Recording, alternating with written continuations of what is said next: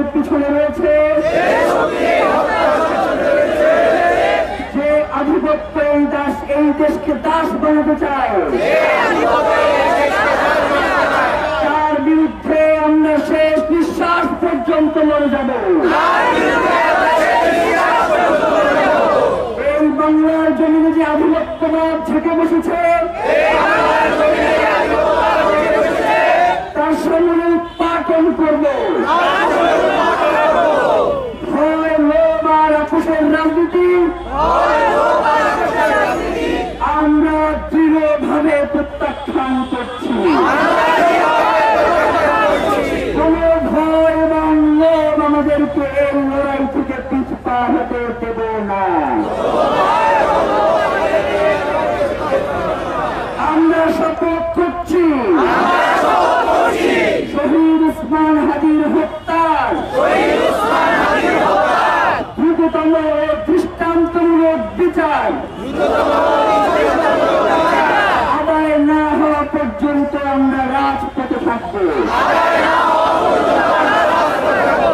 লড়াইয়ে থাকব, পিছু হটব না, এক চুলো লড়ব না। আমরা শপথ করছি শহীদ ওসমান হাদির স্বপ্নের ইনসাফ ভিত্তিক সার্বভৌম মর্যাদাশীল একটি নতুন বাংলাদেশ করব, যেখানে শাসক জনগণের কাছে জবাবদিহি করবে, বিচার নিশ্চিত করবে,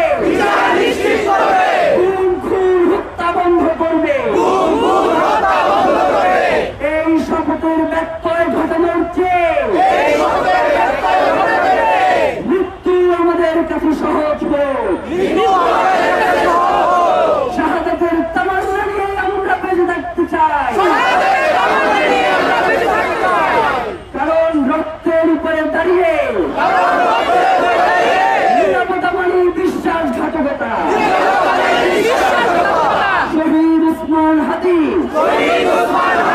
হত্যার বিচার না হওয়া পর্যন্ত, ইনসাফ প্রতিষ্ঠা না হওয়া পর্যন্ত